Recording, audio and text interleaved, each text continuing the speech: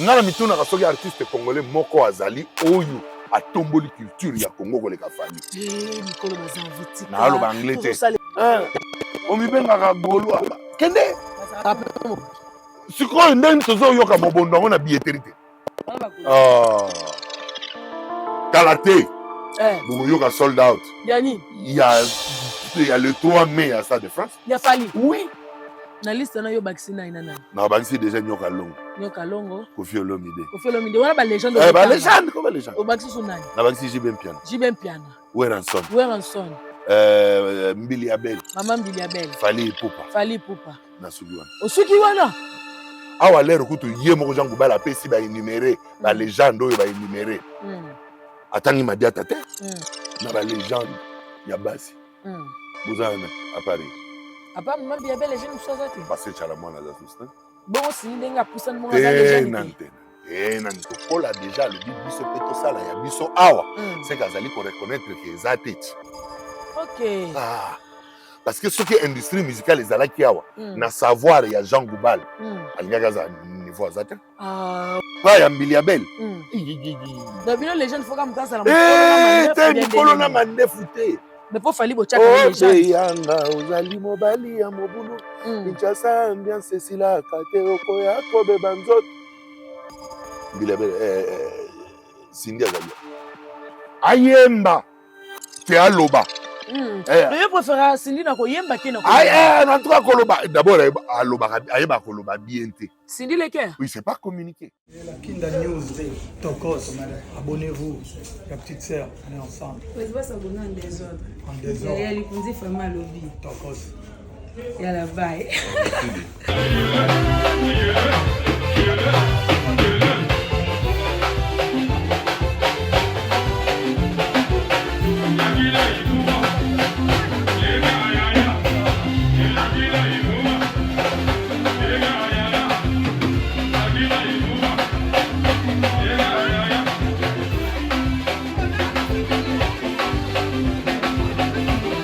La kiki dae mwasi nyoka na kiki mwasi mobimandele nyoka sama moko waki la kiki mwasi sama moko waki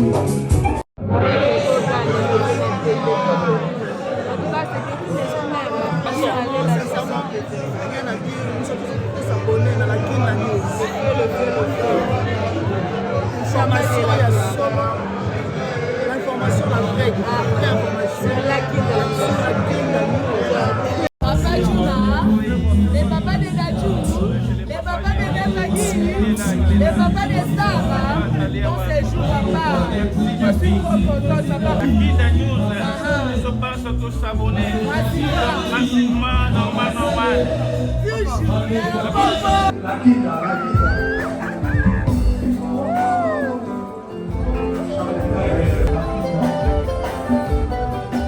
Wakano la Kinda, le fait, la CEO de la Kinda News, fidèles abonnés, bonjour, bonsoir.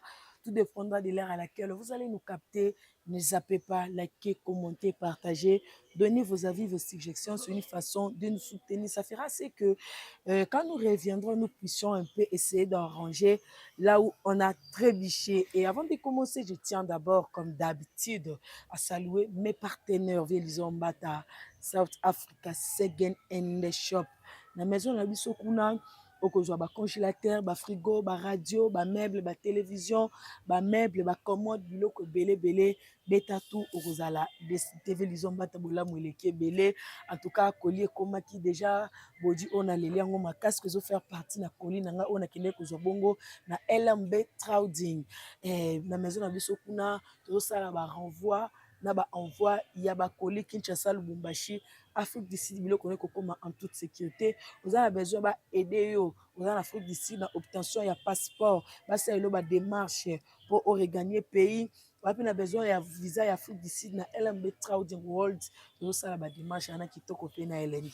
Boss Africa Galerie Lafayette 8 décembre. Bandal Sinkin sur côte car na ngam hôpital à Sebeko jusqu'à le tout premier bâtiment au monde des maisons na biso en face à face.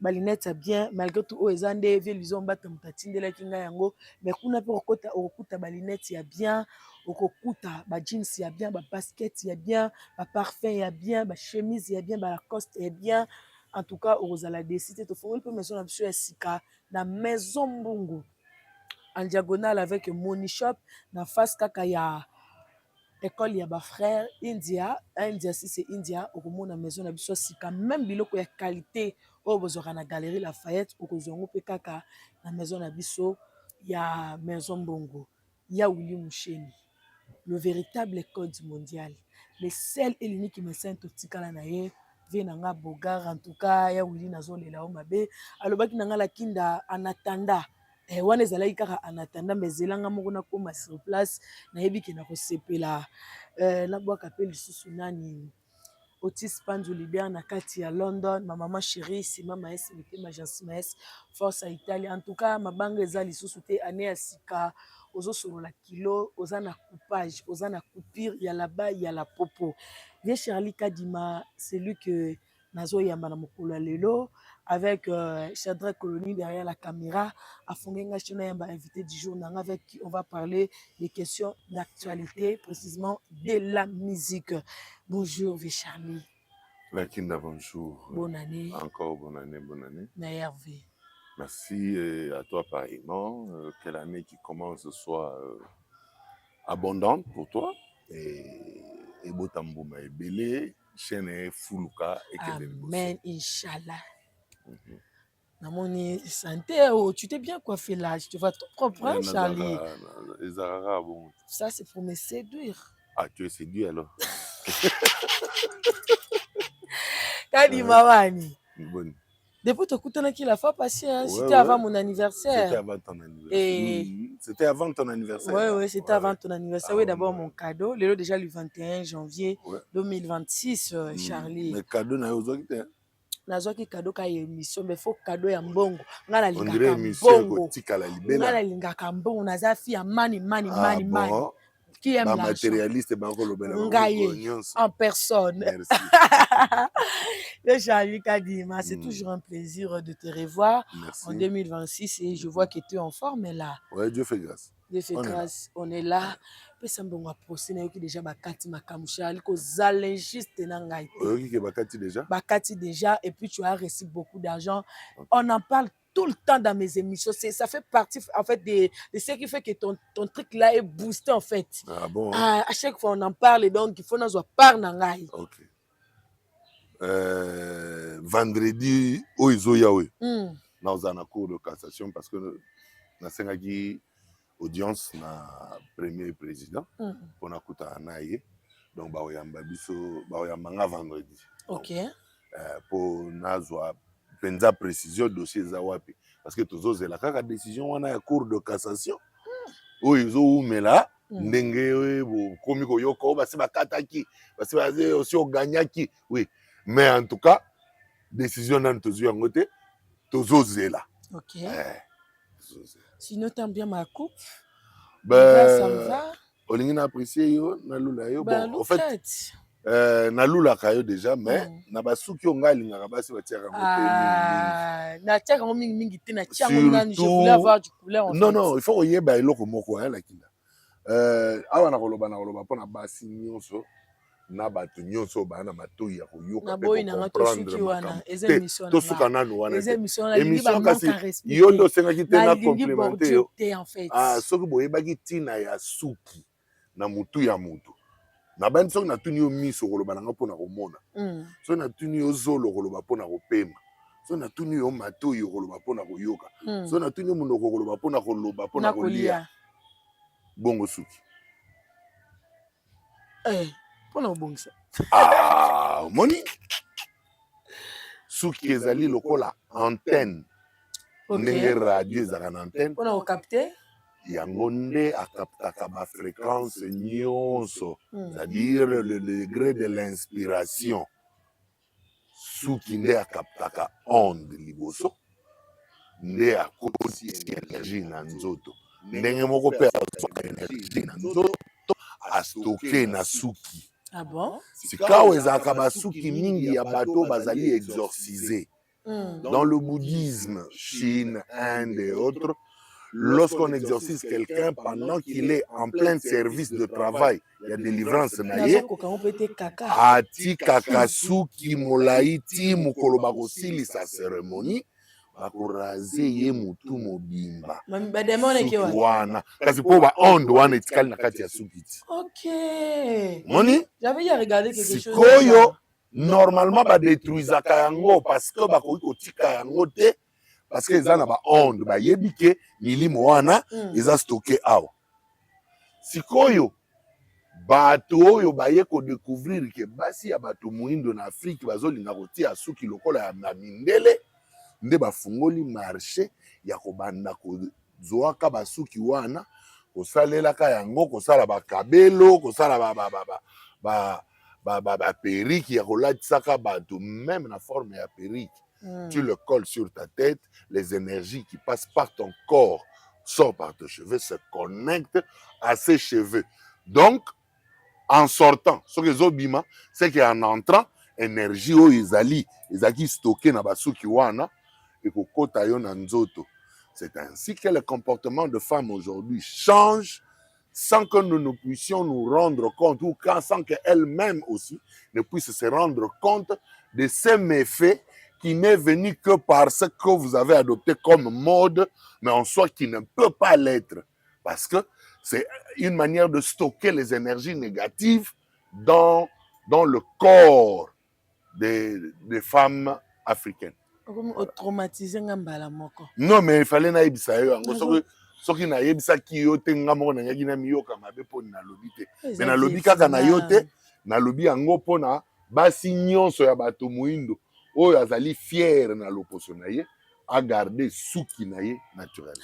Merci beaucoup Véchali, je prends note en tout cas, c'est bénéfique et quand nous le conseiller car ngai te me conseiller pe batutu oyo ba kolanda biso directement on va entrer dans le vif de mes sujets, mes questions que j'ai planifiées pour débattre un peu. On va parler des concerts parce que c'est ça qui est d'actualité, des concerts qui arrivent ici et ailleurs. En commençant d'abord par le concert d'Héritier Watanabe qui va se produire ce 24 janvier à Lubumbashi et à Hypnose Hotel.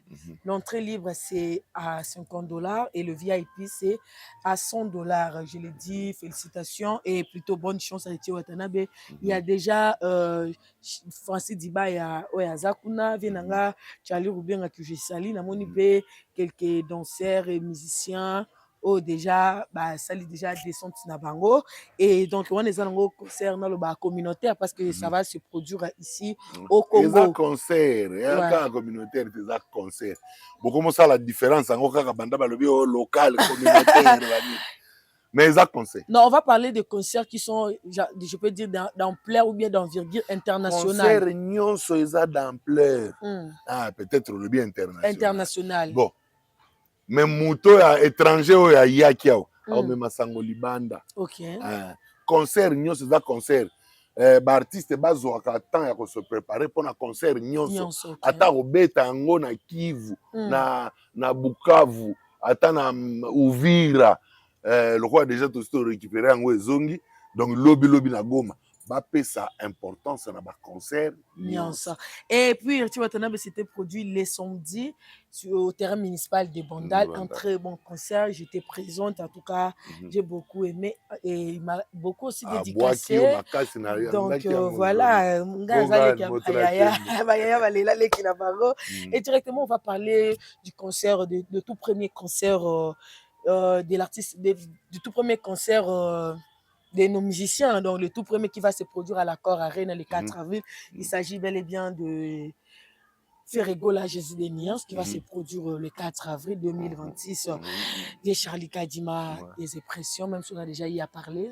Oui, mais motivation en tout cas, c'est que je peux dire, Zali Kaka pour encourager Ferregola, Naboula Osala, Osala pour na Congo.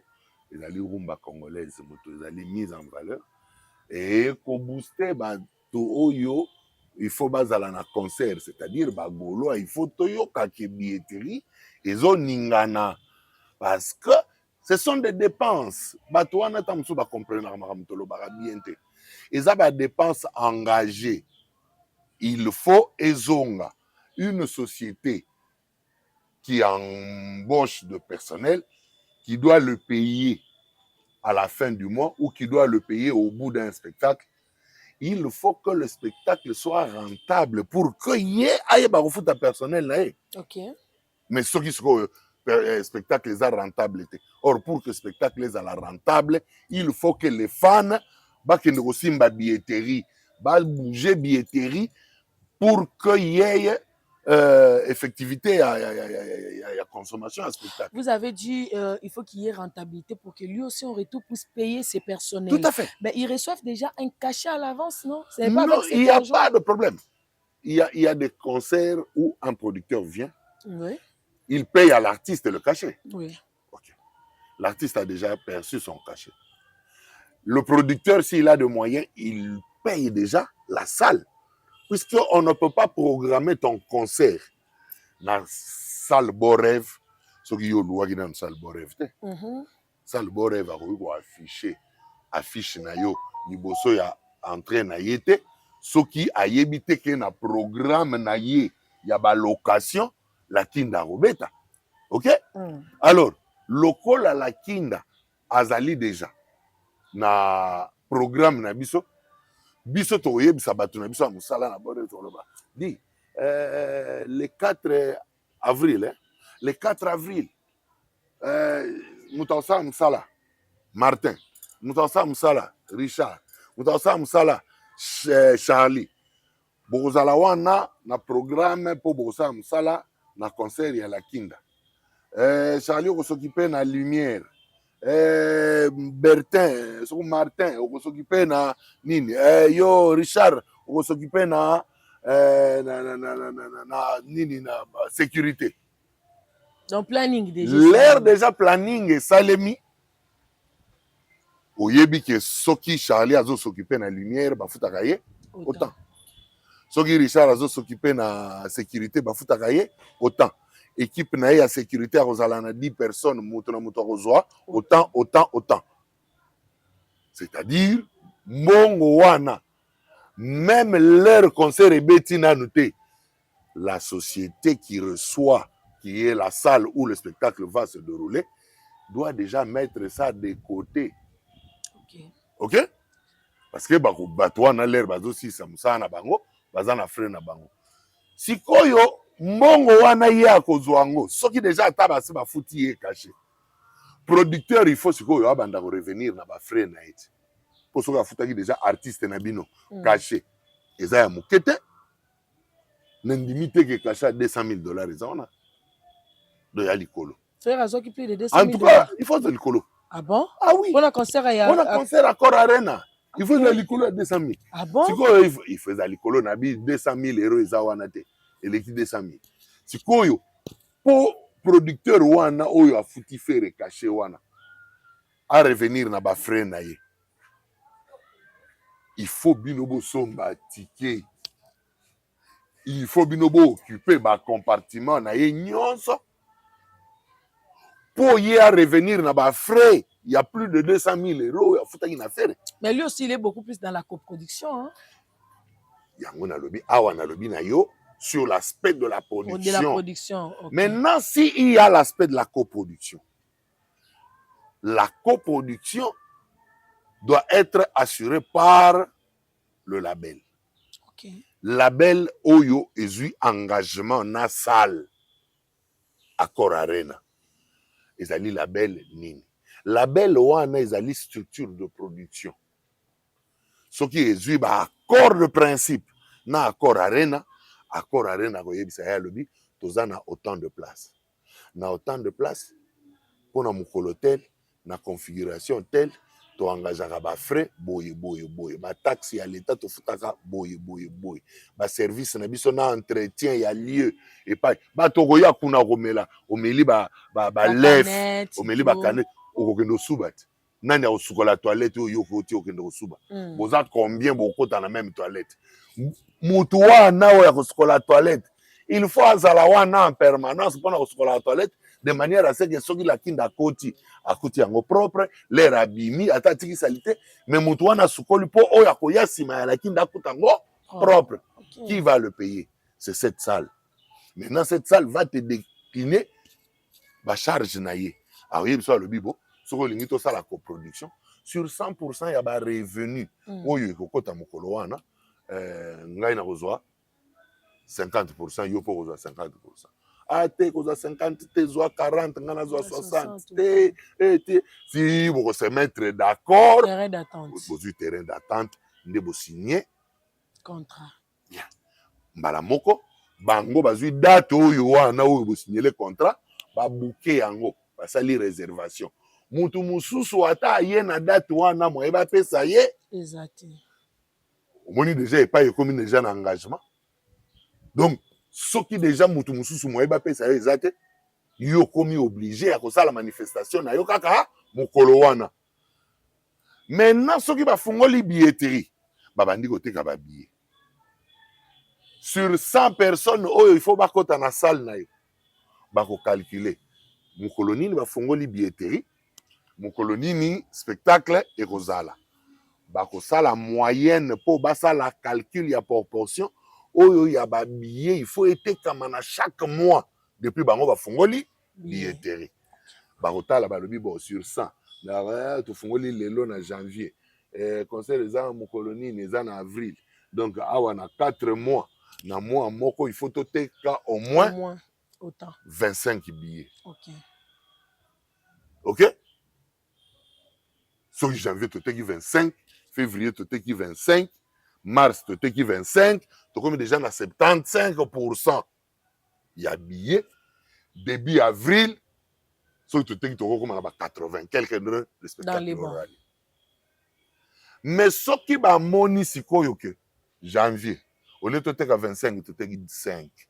Pas l'affaire. Non, mutu nyonso. Ozo généraliser. Nazo généraliser parce que ba nyonso ba kenda ko louer ba salle. Si si. Soki au lieu de te 25 tu te 5, déficit il y a 20. Bon, ba ko espérer batala soki ba ko booster na publicité ba ko récupérer en février. Donc déjà na déficit il y a 20 on est commis na février donc na février faut boter 45. Mais au lieu boter 45 na février boter sous 15. Échec. Beaucoup mille sous un déficit il y a 30. Ou beaucoup de verser dans le troisième mois. 30 plus 25, beaucoup mille a besoin de 55 dans le mois de mars absolument. Est-ce que mon exercice n'est pas donc ce qui déjà et comme il dans le mois de mars au lieu de 55. Vieux Charles, qu'ils avaient chez expliqué pourquoi banila. Pourquoi banila? Directement batu boso comprendre. Pourquoi banila ebele. Marche en onzo que ça. Donc misi mayele moko même moi. Sikoyo soki est comme wana il faut beaucoup na 55. Na 55 wana ya mois de mars.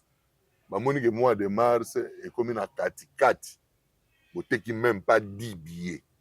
Ba ko annuler concert. Merci beaucoup Vieux Charlie. Pourquoi ils ont annulé le concert? Parce que balingi te beaucoup na date wana pendant que bango bazo zo ba sollicitation mususu ya ba événement mususu mais bazo réservé pour na yo au lieu ba perdre malamu ba gagner mbongo ya kuna oyo kozala rentable mais ba annuler concert na yo. Alors sikoyo il faut booster les fans d'aller solliciter la billetterie. Il faut que l'on sente que la billetterie est réellement sollicitée. Et ben, sur 25 dans le mois de janvier, vous êtes 40. Et tous arrosés de la tête à 25. Maman, tu côté février, donc février, tu commences à tête à 5. Au lieu de tête à 5 en février, tu êtes 20. Ok. Tu côté sur le mois de mars. Maman, tu commences à annoncer, tu es ici, ok. Nakor arena toteki déjà 97%. Il y a des billets dans le mois de février. Donc bientôt sold out. Faire bientôt sold out. Est-ce que vous comprenez? À comprendre.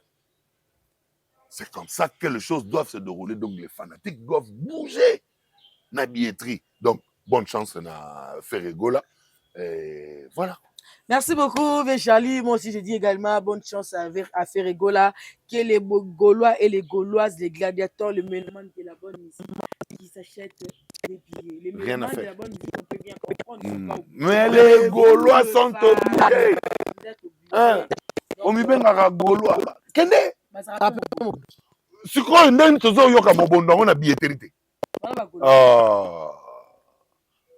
Mobondo ya théorie. Tozolinga to sentir que le billetterie bouge. La billetterie bouge. D'accord, Charlie. Merci beaucoup. Également, sold out avant fin janvier. Là, déjà les 21 ou la kaki. On a deuxième date. 97% déjà. Zéla. Bon. Na sollicitaki nini avant Zéla l'accès. Oh, avant fin janvier. Ceux qui sont à Salami pour la troisième date. La troisième date sans problème. Déjà deuxième date c'est Chebino Singana qui moti to kena na troisième date. Ba tozo c'est Kabino vie Charlie yoko kwa ba warrior. Zéla l'accès. Hein, ba tozo c'est Kabino vie Charlie Kadima. Hein? Ah. Ma billet yango wana ba place eza vide. O meka otanga. Sonia. Yo meka otanga biso. Le 3 mai dimanche 18h 2026 stade de France Saint-Denis. La réservation qui a été plus faite. Plus que 3% des billets restants. Ah quoi le boboité? Hein? Kasi boko takente bo vérifier kate. Fallait des mots vieux Charlie. OK? Sikoyo nata lelo capture oyo na récupérer ki yango mokoloni. Tindela nga yango fona Zela na tindela yo po otala. OK? Donc yango wana nazoloba na yo ke Kalate. Bogoyoka sold out. Yani. Il y a le 3 mai à Stade de France. Il a fallu. Oui. Sûr et certain. Maintenant, bisiko na lobi na tala. Zana l'action. Au moins na croquis. Na opé so ngo ko illustrer. Zela. Au moins ba billet o etikali. Ka ba kazo moni vero. Nde place ba billet, nde ba billet etikali. Ka ba o pam. Mais c'est belé? Hein? Quasi 3% il y a combien? Ah bon? Il y a 90 000 et ça le combien? Ah, on a 10 restants, à 4, à place exacte, à 4, à 4. Ah, de ce qu'il faut ça, des sommations en route. Nde okoye ba nombre ya ba place etikali. OK. Donc bazo l'action ba compartiment aux avisés. Awa. Na compartiment aux coûté 325 €. 4 places etikali. Ah bon? Et ça fait ma place ils ont coûté 2300. Yango bongo diamant na or ya ndengi. Ah, de Charlie. Awa 1227. Ah, kasi. Ah, $200. 325. Fallait comme millionnaire. Money. Donc, Ezali. Offre fantastique. Offre fantastique, Ezali 325 €. Awa oyo. $2378. Voilà. Sikoyo. Donc, ma place restant. Awa etikali 4. Awa etikali 4. Voilà, 325. 325. Awa etikali 4. Na baoya mopandi à $107. Le peuple et tout le monde. Etikali na 4 places restantes na oya 185 $. Awa offre fantastique. Et pas nyonso ba komi offre fantastique et sili. OK. Donc, tu espères la troisième date. Est-ce que c'est vraiment envisageable? En tout cas, dans 4 mois concert. Na oyo nazoloba kasi posoko totali na nombre ya ba jour oyo depuis ba fungola ki billetterie. Na les 10 décembre. On a billetterie deuxième date, il y a deuxième date. Je me rappelle. Il faut la marche de santé. 4 jours avant. OK. 4 jours avant les 10 décembre. Voilà. OK? Ce qui déjà du 10 décembre jusqu'à aujourd'hui, le 21 janvier. Du 10 décembre au 21 janvier, ça fait combien de jours? 1 mois et 11 jours. Un jour. Du 10 au 21. 1 mois et 1 jour. 1 mois et 11 jours. du 10 décembre au 10 janvier, ça fait un mois. 11 jours. Donc, 41 jours, c'est ça? Pour presque un mois, 3% Tikali. Tu as 3%, 41 jours. Donc, ce qui est ici, il y a avant fin janvier. Et c'est le quoi 2 mois? Tu as en février, en mars. Donc, tu as 60 jours. Troisième date est aussi là. Au monde, troisième date est aussi là. En tout cas, bonne chance. En tout cas, chance ezali déjà. C'est Charlie. Mais na lobakango déjà. Na lobakango déjà. Ba warrior. Bazo tiabino tembe. Mais ngana na confiance pour na yebi ndenge nini tokochaka. Donc, il faut frapper encore. Il faut frapper encore. Vous voyez qu'il y a un sifflet. Nana na couleur verte, nana couleur jaune, nana betite. Na obetango. Na obetango. Kalate. Il faut. Si ici 3% est tikali na obeta verte pour la clôture. Et puis na sifflet jaune. Ok, on a la troisième date. Merci beaucoup, Charlie Kadima. On va rester sur Stade de France de Fally Ipupa. Il y a Assalfo qui a loué la bravoure de Fally Ipupa. Des aussi... artistes honnêtes. Des artistes sincères. Ndeo babengaka honnêteté artistique. Ndé faut ezalaka na bango. Mais pour nalanda keller nalandi na bibande o babolingo. Muto aza ivoirien.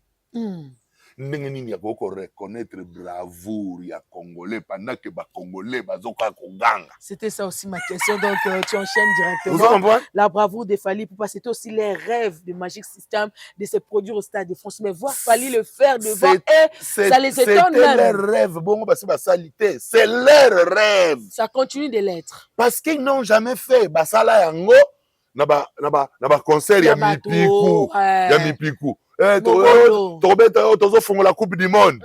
Boye bosali nani pa ya yembi. Wana ya makamna binote. Mais yo moko yo Magic System pa nan basala ngote ba revaka basala yango. Et koyoka ke Fally autina Kinshasa Bandal na Bandal bisika na Fanda na Rumba ayemba na Lingala. So Magic System azokanisa ke ya yemba na français ba mindele ba yoke facilement. Associé nangai tala mano ko yelo kuta mundela azo yokati au yokate eza kaniti ba aloba na chinois na congolais na ba aloba congolais ba ibisa ba solo na congolais na chinois azo yokate minda mais ayo ki ba kiti et puis à faire consommer bango langue na ye na kolinga peu en plus. Écoute, il fait consommer au français sa langue en présentant le lingala comme la plus belle langue au monde. Cacophonie. Ngana mituna kasoki artiste congolais moko azali oyo atomboli culture ya Congo koleka Fally. Mikolo baza vitika. Na aloba anglais te. Na azali koloba yokanga. Mais c'est pas une intervention à redire, mais c'est il canto les artistes honnêtes. La grandeur de l'esprit, l'honnêteté artistique. Un artiste doit être un homme honnête. Reconnaître l'autre. Il faut reconnaître le potentiel des Anamutu. Redire, Missy à lobby, na sa émission na mon vieux Frank Stema que j'ai salué. Frank Stema, il a pêché un beauté. Frank, Naoya, Kalate. Ba ilo lobby ba jeune ya lelo ba apporter ebele oyo ba kulutu ya lobby ba apporter kité lui-même figurant parmi ces kulutu là et reconnaît tu yo zana libanda na balabala oyo ka musique kana bar o gangani ozo gangani lingala batu ba yebi yango mais ko simba yango lelo ko tia yango lokola ke naza congolais oui ba yebi biso Congo combat Ali Foreman Mobutu Sese Seko président d'accord Lumumba oui mais ko yeba susu ke congolais lingala plus belle langue du monde mutu nyonso na mukili aza na munoko na ye o babotela ye na tata na mama mais sikoyo bazoyebisa ke monoko no oyo aneyaka bien te lingala eleki yango. Curiosité. Est-ce que bozo comprendre eloko nini fali asala? Nazokoma. Est-ce que bino mpe bozokoma? Tant mosusu bozokoma bien te ko? Really? Moto. Abi, c'est la plus belle langue Au monde. pendant que toi tu as ta langue à toi. English. Mais bah, ebiso te English no wana atakuto ozotangisa ngo sala ba livre ebele ebele wana. Lingala oyo mona na livre nango te wana. La plus belle langue. Mais ça peut évangile quand même. Bon, en tout cas loko les évangiles te. Na sepeli nanu na oyo ebimi po ba oyo liboso pe ba yembaki kaka na mangala. Batikala oyebisa batu te kezaki plus belle langue au monde. Conviction na ye. En tout cas, yes ko azoyebisa ngo batu. Keza la plus belle langue. Apprendre à laisser. Yes azoyebisa keza plus belle. Pendant que yo lo baka yayo. Mais ba yebisa ke yayo wana Socrate a dit. les gars Socrate. Connaître toi-même. Modo. Donc fallait simba bendele ya Congo na niveau oyo. Tout le monde doit en être fier. Et qu'aujourd'hui, bah, Salfo, bah, Ivoirien, bah, à la fière. Babi, bah, on peut faire ma bête. Bah, on a choisi. Bah, comme on est obligé. Nalobaki na bateau, on a lobby. Leadership, il a fallu les lots. Ils ont sur toute l'Afrique. Mais le Stade de France, ils ont événement Oyo. Azali, premier artiste africain francophone. Et la Côte d'Ivoire fait partie de l'Afrique. De l'Afrique francophone. Ok. Mais ça, on a choisi. Bah, comme obligé, quoi. Comment obligé? Donc, il fallait acheter des défis. Maman. Un artiste émissaire francophone. Mais ce qui rêve, il y a Salfo. Mais avant qu'il y ait Salfo, ça rêve, et se matérialiser. Il a fallu ça. Et se réaliser. Na sold out à Liboso Kalaming, était deuxième sold out, que ba troisième date en prévision. Ah, c'est que vous avez bien te. Anayoun. Mais c'est que vous avez bien te, vous comprendre bien te. aussi que la maman passait pour un ébimité ici quoi Charlie mon thème beta. Merci beaucoup Charlie, on est en train d'évoluer, on espère que les rêves d'Assalfo du groupe Magistère va se réaliser. On le souhaite. Moi je n'espère même plus. Je souhaite à Magic System, à Salfo. Charlie Kadima, prêtre d'Avalon. Ah ouais, moi écoute on a le bébé les athées. Mes vœux pour cette année 2025, les meilleurs Ezali. 2026. Ou 2026, pardon. Le meilleur Ezali. Que ton rêve de prester un jour dans le Stade de France se réalise. Merci beaucoup, Charlie. Nous sommes en train d'évoluer petit à petit. Là, on va parler de l'artiste féminine Cindy Lecker, qui a reçu un trophée, qui l'a nominée au rang des meilleures chanteuses de l'Afrique centrale grâce à son titre. Sincère félicitations à Mamassi. Et Charlie, votre impression? Oui, sincère félicitations à Mamassi. Na loba on a émission moko na yo. Émission to salaka na base. La base IDPS na Lingwala. Na terrain RTNC. Na lobaka ke nazali d'accord te na vie ndenge atiki Mamassi abanda koloba na internet. Na lobaki na yo Mamassi azali na ndenge ebele ya ko s'exprimer parce que azana ba qualité ebele ou ba chanteuse ebele na Afrique ba na moti. OK. Donc la meilleure manière de Mamassi à s'exprimer ezali par sa voix. Ayemba ke aloba. Je préfère Cindy na ko yemba ke na ko. En tout cas koloba d'abord aloba ayeba koloba bien te. Cindy Lecker. Oui, c'est pas communiquer. Ah bon? Sa manière de communiquer ça penza bien te. Sa communication, il faut travailler en haut. Déjà, le fait qu'elle a un déficit ou une communication, mais elle a une performance vocale, oyo, la chanteuse africaine est belle, en côté. Oh, donc là, tu reconnais la grandeur de Cindy Lecker. Je sais, na loba en côté. OK. Mais il faut aller mbande au lieu à l'obaka, à côté de la solo, il y a internet, il y a polémique. Non,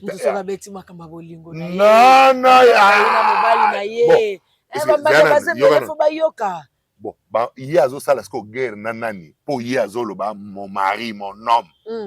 S'il reconnaît que c'est son mari et que c'est son homme.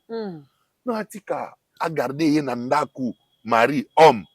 Yé asala boulot ce qui a bini à prester. ala kisa au moins bato atake soki mon mari mon homme wana lulanga alulanga pona yembaka danger kofa kwa kama yanga pona yemba sindi mais bon quand c'est cause de ah ben elle est quand même belle peut-être tala qui peut beauté moi forme et tout bon beauté forme mais soki so kuti kana talent oyo yoko exploiter na ndenge olule sou makasi koleka te. Ok, bâtiment 1 plus 1. Et bâtiment 2 plus 1 T2. Ok. Moni, faut là. Il faut so zone la paix moi si faut là moi si au moins potentiel à zanangoti. Autant la potentiel à autant la obi mais moi si yo so aki mominanga. Na ndengo na omone na ndenga zabo na sale lisusu faut akomati awa. Comme ça, na ombre na mona na raté, mais na sala ya télé. Le vieux n'est pas dans l'ombre, il est tout le temps là. Non, le vieux était sur scène avant que Cindy ne vienne. Cindy a trouvé le vieux sur scène. Okay. Maintenant, le vieux n'a âge à zokende. Azali lobby a otika scène. Écart d'âge ezali entre vieux na Cindy. Donc, Cindy a otika na scène. Il faut le façonner. Il faut la façonner. Okay. Il faut maintenant repousser de manière à ce que Ata vie à l'omoué. Barre très haute. Bien. Ba momi, beau comprendre. Tolu la rabasi ka poto otalo zo denda te o no yo zo ningsa ka ba biloko o ndenge ninga la ko ta te. Tolu ka to ye ba quel est le potentiel à exploiter. Ce qui pourra me retenir. Ah. Je peux venir, oui. Mais est-ce que tu vas me retenir? Avec quoi est-ce que tu peux retenir un homme? Qu'est-ce qui va te captiver? Ah, non. Je suis captivé par ta beauté. Je m'approche, oui. Mais qu'est-ce qui va me retenir? Si je trouve qu'il n'y a rien qui me retient. Être vide. Je me casse, madame. Ton envie. Je me casse. Beaucoup de bruit. Merci beaucoup, Charlie Kadima. Moi aussi, j'ai dit encore une fois de plus, félicitations à Mamasi Olomide. Et parlons aussi de son mari qui est aussi... ils évoluent tous ensemble dans le quartier latin, Kofi Olomide. On a vu un grand prêtre. Grand prêtre, mon père, tu as eu aussi à travailler avec lui. L'homme des 4 courants dans une soirée. Ouais. Charlie Kadima, mais Kofi Olomide, Azaki Kwani, Konié, Afrima, le Bézanangelo qui copinage, va pesa Kabambongo et tout. Mais tout le monde dit, bah, ça les langotina fête, va côté langotina studio. Tant Moussoussou, leur vie à l'obaki qui est à biloko ba copinage. Bah, ça les lango, on a fait tant sous l'air à l'obaki bongo. Azalaki ko comprendre te ba critères nini Afrima sur lesquels azo se basé la catégorie nini azo énuméré mais les lolers hier se retrouver que mama sinakati à comprendre que donc ya la nango tam souci ya copinage te pour les lelo ya zu yango soka za lo ba copinage siko tolo banini yé pas zu ya copinage nani yé mama si azu ya copinage nini trophée à Afrima oyo via za koloba ya copinage wana mutuna siko yango wana mais tant que c'est là qui vieux azalaki ko comprendre te mais lelo se retrouver na kati et que azu yango et moi je le dis tout na chanteuse africaine ya basi lelo en tout cas c'est valable valablement valable. Elle figure parmi. Oui. Ok. Parce que il y a les bosso na tanga lelo na otia awa lelo Charlotte Dipanda. Si. Na otia Charlotte. Parce que beaucoup de récompenses. Oui. Même si ba yesima mais lelo Charlotte Dipanda. Atwazo lo babongo. Angélique Kidjo. Angélique Kidjo. Performance vocale magique. Il y a aussi José, il est sur Yebié. Nayebié nante. Tanguso na olukana yeba eloko pesinga komone ka lelo na olukana yoka. Moi aussi capitaine à Côte d'Ivoire, c'est Redi. Il faut na yoka ye. Wana onyo se komika ba publicité. Nga il faut na yoka nde bongo na ndima. OK. Nga litoyi. Loko esala ka pe na yoki. Maman Biabel otiki kota ki maman hein. Te bon soki na lingi. Oti Angélique. Soki na tie Angélique jo oui. Soki ndungi to kende Césaria Evora. Paix à son âme. Okay. La Cap-Verdienne. Ya mère, ba maman atambla mingi makolongulu. Wa pesi na tocha londolose. Te wana te ona zolo ba. Te na biwa pesi na tocha pe na bango na kati. Belle lelo. Kasi nga na yebi ete na otangete. Miliabel aujourd'hui na ba légende ya basi. Bozana à Paris. Apa maman Biabel les jeunes so zati. Parce que chala mwana za susta. Bon sini denga poussa mo za les jeunes. Nante. Sindi le ka. Nanu te. Sur le bébé ça là que choqué ba. Nanu. Oh na uto lo bano wa ke azana performance ou aza valablement valable non? Mais les jeunes comme il mais na ya pas ya Miliabel. Donc les jeunes faut comme ça la mokolo na mandefu te. Mais pour fali bo chaka les gens. Yanga ozali mobali ya mobulu. Kinshasa ambiance sila kateko ya kobe banzot. Miliabel Cindy azaliwa. Mais tant que fali pe azo beta bo chaka fali les gens. Problème ya ça. Landasco problème ya fali. Problème ya fali ezali que Nathan Mouke oyo ye azo sala bien kaza jeune. Asali ba performance ebele. OK. Et puis à makasi oza monumental quoi. Est-ce que vous comprenez? C'est ça qui lui place au rang des Oui, c'est ce qui fait de lui aujourd'hui légendaire parce que attends. Nasta de France Fali va fêter ses 25 ans de carrière. Et c'est 20 ans pardon, c'est 20 ans de carrière. Na ba 20 ans ya ba carrière ya ba artiste ebele oyo yebi awa na Congo. Bah comment il déjà niveau Stade de France? Si. Parce que lelo accord arena kutu tango mususu ezozala nanu ka moi kokoso non? Olobi accord arena les accord arena ezozala ka nanu moi kokoso. Pour les artistes mususu ya Congo. Bazo bunda nango. Bazo kokate. Eza pe nanu bongo bazo luka nanu ndenge nini ya kokoma wana. OK. Donc ce qu'il fallait lelo asi akomi na ba Stade de France o ezalaki ba rêve. Et ti lelo ezaka ba rêve ya ba artiste français mususu baza ba français na France. Babeta Stade de France. OK. C'est plus que mythique, madame. Nazo ya baten ndenge nini.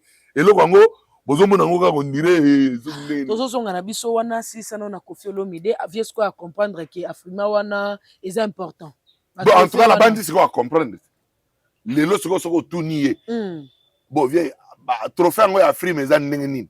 Pona moni bosali su na fête. Na fête. Pendant ça ki ote soki 12 hein. Te ngai abeng sangate. Abeng sangate. Koffi abeng sote na fête. Non, abeng sangate. Ya mama si. Abeng sangate. Ata fête no so quartier la. Abeng sangate. Pona nini?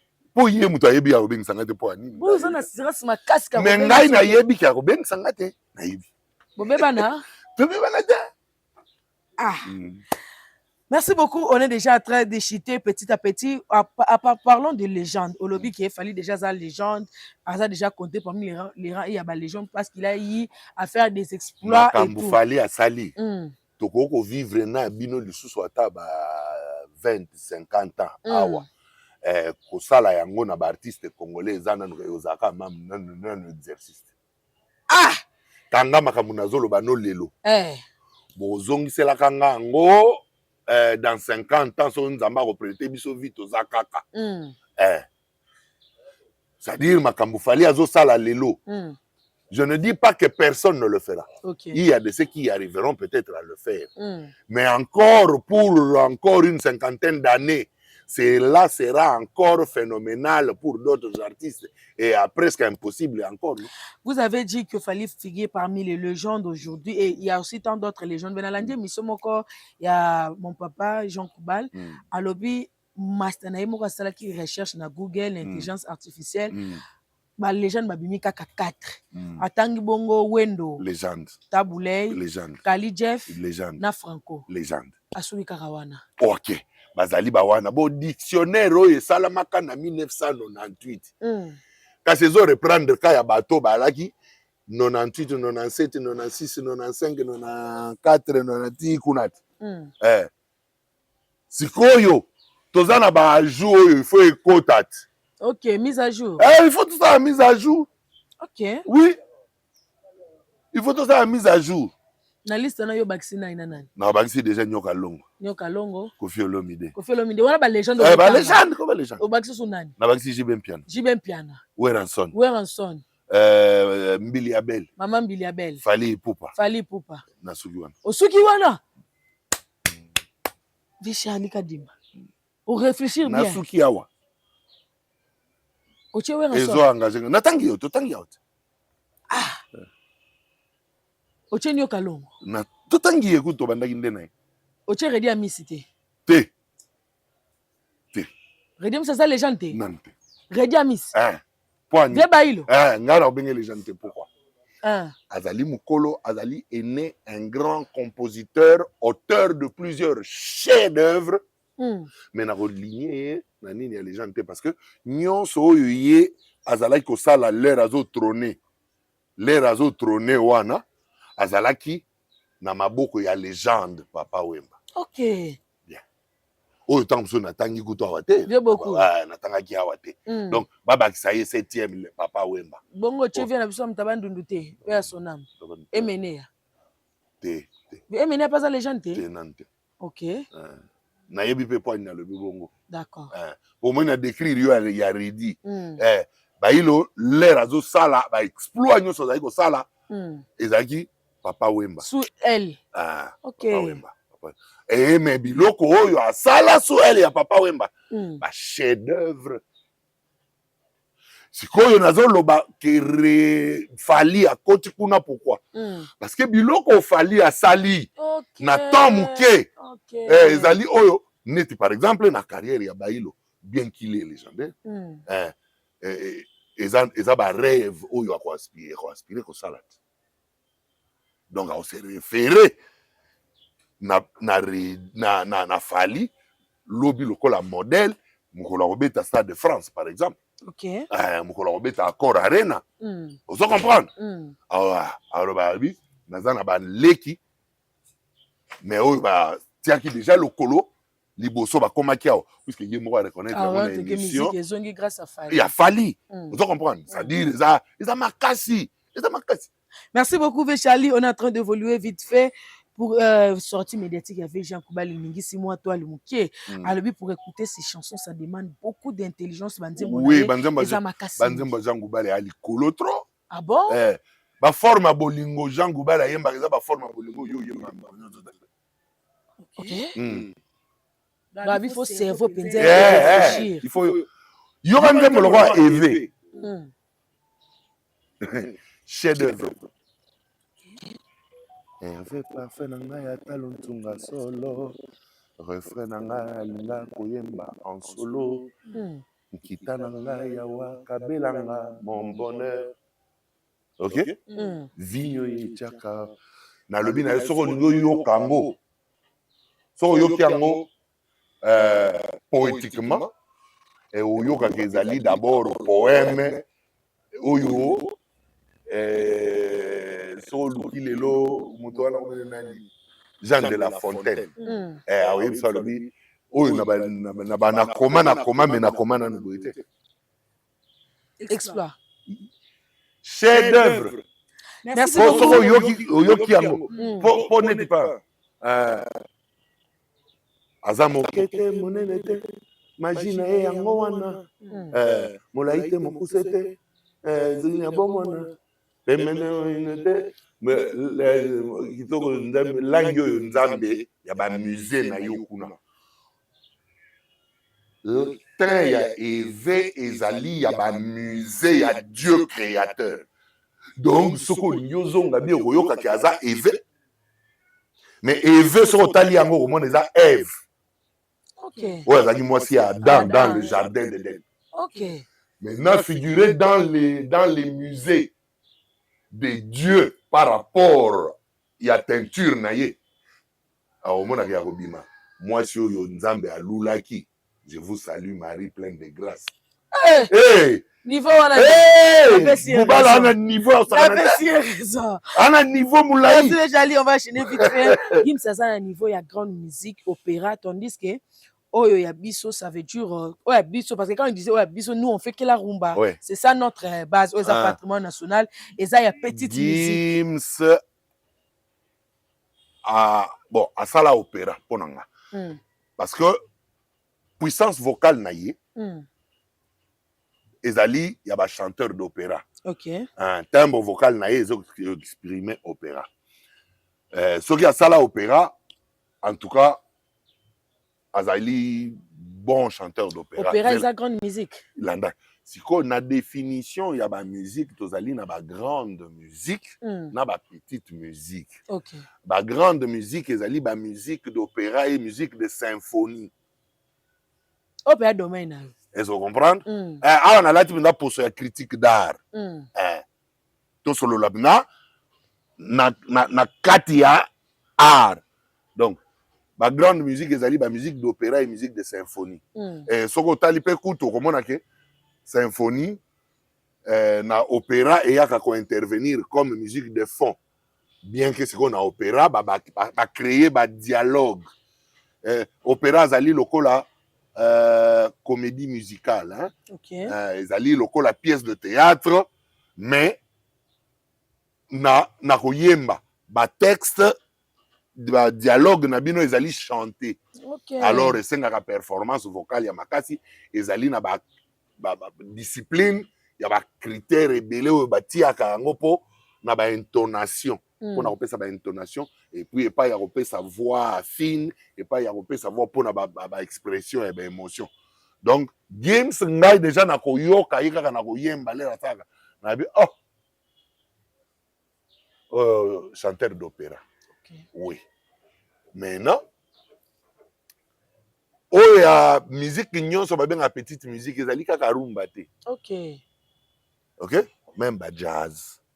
Même ba blues ba ebeta makana ba guitare na ba batterie bazwaka lokwa musique ya biso l'air ba bengaka oyo grande musique oyo petite musique et insulté. OK. Ezali juste par rapport ya public oyo ezali ko fréquenter musique ya opéra na symphonie bango nde ba élite.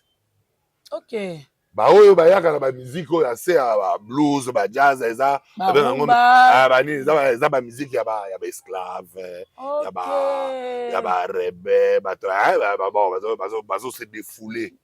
Vous comprendre? Ba oyo ya symphonie na ba oyo ya opéra ezali ba musique d'inspiration, musique de concentration, musique donc musique déjà riche de voilà, la classe de la haute société. Donc c'est pourquoi ba bengaka ngo la grande musique. Merci beaucoup Vieux Charlie. Mais il landa. Mais lingi koloba te que Gims aleki fali. OK. Non. OK. Parce que là je vais insister. Nuance. Et lingi koloba te que Gims aleki fali. Jean Goubal azalaki chanteur et pas il y a Gérard Madiata, un chanteur d'opéra comme Gims. OK? Mais est-ce que Gérard Madiata alekaki Franco? Non. Est-ce que Gérard Madiata alekaki Taboulé? Non. Mais c'était un grand chanteur. Awa l'air kutu yemo Jean Goubal apesi ba énumérer ba légende oyo ba énumérer. Atangi Madiata te. Mais atangi Franco. Atangi Taboulé, atangi Grand Calais, atangi Wendo. Est-ce que vous comprenez? Si. Mais il y a Zagina Gérard Madiata, Gérard Madiata performance vocale. Il y a Sakanate, il y a Pasolo ba poumon na libu. Faire la grande musique ne veut pas dire que non, que tu es supérieur à la petite musique. Non, à ceux qui font de la petite musique. Non. Et si kawa pe kolobake musique Gims ça la que ça musique ya opéra. Non, je ne suis pas d'accord avec Papa Jean. OK. Musique ya Gims ce que toyoki yango, eza opérateur, eza carrément musique urbaine. Na beat ya rumba congolaise. Au contredit, place wana en tout cas soki a lobby wana. En tout cas toyoka. Soki kasi Gims azali ko sala musique na ezaki musique d'opéra. Donc le français allait adopter le style musical ya Gims kolobaki azo sala musique na biso. OK. Mais babo ya comprendre. Babo ya musique à Gims. Balo bakizaka musique française. Non. Ok. Parce que Gims fait de la musique urbaine, mais avec les sonorités occidentales. Mais ce n'est pas de la musique d'opéra qu'il fait. Mais il a une voix qui porte Azali na ba technique vocale ya opéra ou Azali ko utiliser na musique urbaine na ye. Merci beaucoup Charlie, on va évoluer vite fait. Par le ma cambio ko le bo Gims ça un avantage, nenga azana industrie française abi wana za raison te si ça dépend de ça raison. Pe bo sala bino muta pe kisi bino te. OK. Lokola déjà le biso peto sala ya biso awa. C'est qu'Azali ko reconnaître que za tete. OK. Parce que ce qui est industrie musicale les ala qui awa na savoir ya Jean Goubal alinga za niveau azata wana beti ba non na lobby non lui c'est mon frère c'est mon jumeau spirituel ayebi ke mutu nanga na ye ya place moko. OK. Ce qui est industrie musicale les ala qui awa implanté na ba major lokola ezali na France. Lui-même, Jean Goubal, n'allait pas être là où il est. Mais est-ce que ça m'a mais quand c'est ça, moyen ya koluka kokota na ba créneau ya industrie musicale et pas oyo ba artiste wana bazalite ba yoka yo pe ba ye ba yo lokola ya sa komikuna ba major mutu bazana ye soki yo yembi na ye. C'est que producteur na ye maison ya production ko yeba ke la kinda yaki ayembi na Charlie azana ni o na Afrique babandi Hollande babandi ko luka ba yeba mais ezali politique marketing oyo ba musicien congolais normalement il faut ba salade et c'est ça mabe et c'est ça roboya non parce que na métissage culturel même to métisser culture ndenge nini soki to sangisa ba oya ba oti Kinshasa na ba oyo bazaka na poto te so to sangisi yango te. Merci beaucoup Charlie, je vais prendre la toute dernière question. Lui le stade il a fallu exploit en termes de vente. Il attend voir na terme ya chant. Oui, même ngape nazo zela natala. Ouais. Spectacle aux ala conçu ndenge nini performance ya ba artiste sur la scène et aux ala. Donc, maintenant, c'est belé. On espère qu'il fallait va assurer. Oui, c'est pourquoi tu as qui est la fois passée dans le bi. Ce qui a zongi Kinshasa, abengana nungai na lingina comme na répétition natala, nini bazali ko se préparer pour na Stade de France ango. Merci beaucoup. OK, Charlie, ba musicien monotonie qui est la même chose, banzem bongo za ndenge moko ba variété zate, lui l'expert les changements ba exhorter ba musicien ba travailler na ba arrangeur de son. Oui, na loba yango. Lelo oyo presque soki oyoki ba album ya ba musicien nyonso. Oyo abimisi 10 chansons, abimisi 10 chansons, abimisi 10 chansons. Nyonso tikalaka rumba ko kangama la Robina tata na mama. Robina tata na mama. Ya okangama to kangama mbale tozo bina. Tikalaka boye. Ndenge tozo bina wana. Oya rumba wana. Tikalaka bongo. Mais to lagi na barunda ya solo kili e bouger. Banani oya tokoyo kana sango. Bajeno mango kitoko bondenga maranga bana eza rumba no mais forme rumba na wingi bango mo babeta ngo sustende bato omaka data ndenge nini ozo expliquer on ne babosa nango yango wana leer mo bango nsu balanda lo baka bango nsu balanda Kofi ba mission tout bango nyonso balanda Kofi na modèle ya rumba ya kokanga mawana. Ah bon? Oui. Oyo epai Kofi alaki makasi yango wana. Difficulté ya Kofi alaki kobeta rumba ya 7 ya kobinisa bato. OK. Alors, ye chacho kaka. Te chacho ya makamususu. Na lobi rumba nanu ya 7 ka ya kobinisa bato. Ezaki problème ya Kofi nda luka sala métissage. Ye spécialité na eza ba ngobila te, ba Henrique, ba diva. La spécialité na. Merci beaucoup Charlie. Yango na entraîner bato nyonso lelo bakoma ombaye omba mede bato nyonso batikala modèle wana mama Denis or sikoyo ba zembo ya ba danse ezalaka lisusu te etikala ekomande ba générique mutu ekoma obinisa bato kwani banzembo oyo tozali koyemba toyembi ti tobini na suka wapi yango wana we rasaki makasi nango hein. Ndenge nini batiki de la forêt. Botiki yango ndenge nini na comprendre te. C'est que ça sous ampleur te. Donc lelo oyo bobo izangu bala aloba monotone. Aloba ndeni. La monotone boko mutreli forme moko ya musique. Forme moko ya rumba. Merci beaucoup Charlie, on est à la fin des salutations et puis mot de la fin nayo. Fatih Béton, à tout seigneur, tout honneur, ya maman Denise Nyakero. Mokondi. Diplomatie zo agir ouvira bakotaki bango na ba obimi bango moko bazo bakumbi na biloko bango bakumba kaka biloko bakumba biso mituka wana Kinshasa na 97 bayaki na afdel bango soko bakoti mukolo bakobima biloko bayaki nango tende ba okende nango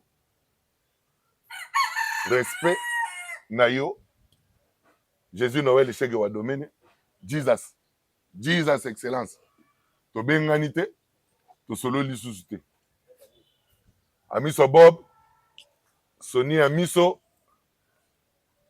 Kulutu Aimé Amiso Richard Kabal à la vraie valeur sûre Eric Ndala Highlander. Merci beaucoup, Charlie Kadima, de ta disponibilité. En tout cas, moi, lorsque je tourne avec toi, Nazara toujours enrichi. Merci beaucoup. Nous sommes déjà à la fin. Abonnez-vous massivement, likez, commentez, partagez. N'hésitez pas à donner vos avis, vos suggestions. Et ça aura vraiment plaisir. Ceux qui t'ont mis un peu comme Ogisabisi Kawapi, Tobé Bissaki Chandra Colonie. Derrière la caméra et au régie final, on se dit à bientôt.